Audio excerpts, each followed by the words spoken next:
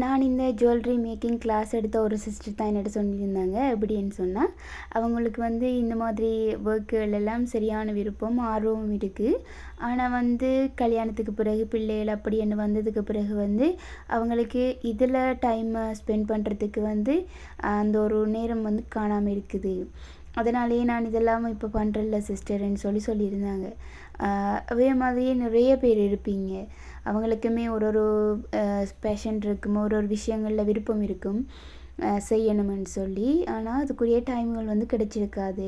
So நம்ம கிடைக்கிற குட்டி குட்டி டைம்களில் வந்து நமக்கு பிடிச்சது மாதிரி ஸ்பெண்ட் பண்ணினோம்னு சொன்னால் அது நமக்குமே ரொம்பவுமே மனதுக்கு வந்து திருப்தியாக இருக்கும். அதோடு வந்து நமக்குமே அது ஒரு ஏர்னிங்காகவும் இருக்கும். நமக்கு பிடிச்சதை நம்மளே வாங்கிக்கொள்கிற மாதிரி நமக்கு இருக்கும். ஸோ இது ஒரு சிஸ்டருக்கு தான் இந்த மாலை செஞ்சுருந்தேன். இது எப்படி இருக்குன்னு கமெண்டில் சொல்லுங்கள். அடுத்த வீடியோவில் பார்ப்போம். நன்றி.